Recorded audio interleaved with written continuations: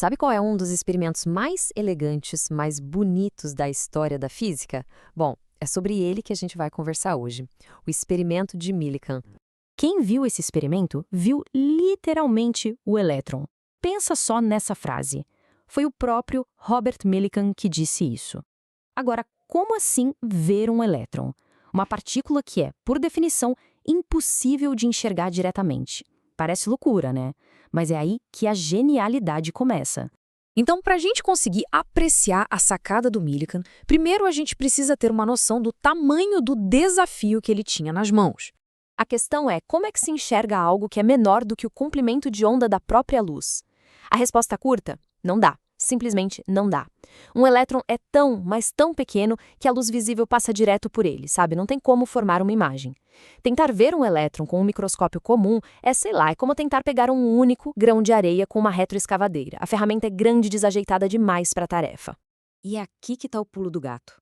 A grande sacada do Millikan. Ele pensou, ok, se eu não consigo ver o átomo, quem sabe eu consigo ver o efeito que ele causa no palco. Ele mudou o foco.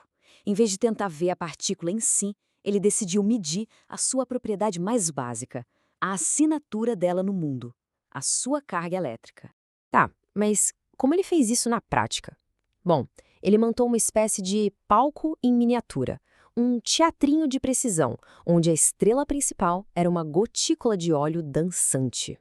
Olha só, esse aí é o equipamento de verdade que ele usou. Parece uma bagunça, né? Cheio de fios, peças para todo lado. Mas o coração da coisa toda, a ideia por trás, é de uma simplicidade genial. Vamos dar uma simplificada. Basicamente, o experimento é isso aqui. 2 placas de metal, uma em cima da outra. E no meio delas, um spray de gotinhas de óleo minúsculas carregadas eletricamente. Quando ele iluminava isso de lado e olhava pelo microscópio, era como se ele visse estrelinhas piscando num céu escuro. Foi assim que ele mesmo descreveu. E o mais incrível, ele tinha controle total sobre essas estrelinhas. Ele aplicava uma força invisível e, pronto, conseguia anular a gravidade e fazer uma gotinha ficar parada no ar, levitar, como mágica. Ele podia fazer ela subir e descer o que ele quisesse. E qual era o botão de controle dessa força invisível? Era a chamada diferença de potencial elétrico. Essa era a ferramenta dele. Ao ajustar com uma precisão absurda essa diferença de potencial entre as placas, ele conseguia equilibrar perfeitamente a força da gravidade. E foi aí que ele achou a chave para desvendar a carga da gota. Mas o que raios é esse tal de potencial elétrico? Vamos com calma. Para a gente entender o que é o potencial elétrico, vamos dar um passinho para trás e pensar primeiro na ideia geral de energia potencial. Pensa numa maçã pendurada na árvore. Ela está lá, parada, mas tem uma energia guardada, né? A energia de poder cair. Isso é energia potencial gravitacional e depende da altura dela. Com as cargas elétricas, a lógica é muito parecida. Uma carga também tem uma energia armazenada só por estar em um certo lugar dentro de um campo elétrico.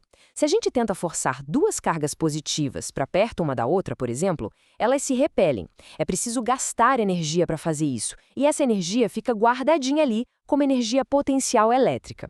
Então, formalizando um pouquinho, energia potencial elétrica é basicamente isso: a energia que uma carga tem só por causa da sua posição dentro de um campo elétrico. Simples assim. A posição da carga no campo determina a energia dela, do mesmo jeito que a altura da maçã determina a energia dela. Certo. Agora, vamos dar um passo adiante. Em vez de focar na energia de uma carga específica que a gente coloca lá, vamos pensar numa propriedade do próprio espaço, como se o espaço tivesse um mapa de energia já pronto. Isso é o potencial elétrico. É a energia potencial elétrica por unidade de carga. Pensa nele como um mapa topográfico do campo elétrico. Ele diz pra gente qual é a altitude energética de cada ponto no espaço, sabe? Antes mesmo de a gente colocar qualquer outra carga ali para testar. É uma propriedade do ponto, do lugar. Para ficar mais palpável, vamos pensar na unidade, o volt. O que significa dizer que um ponto tem um potencial de 1 volt? Significa que para cada 1 coulomb de carga que a gente colocar ali, esse coulomb vai ter 1 joule de energia potencial. É como se o volt dissesse quanta energia está disponível em cada cantinho do espaço. Ok, agora que a gente tem essa ferramenta, o conceito de potencial, vamos voltar lá para o laboratório do Millikan e ver como ele usou isso para resolver o grande mistério.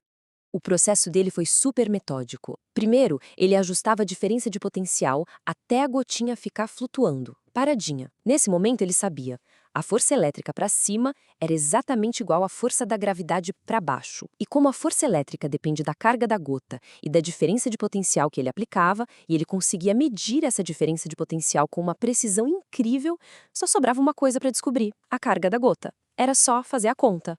E aí, depois de fazer essa medição milhares e milhares de vezes, com gotas diferentes, ele percebeu uma coisa espetacular. Os valores das cargas não eram aleatórios. Cada gota tinha uma carga diferente, sim, mas os valores eram sempre múltiplos de um mesmo número bem pequenininho.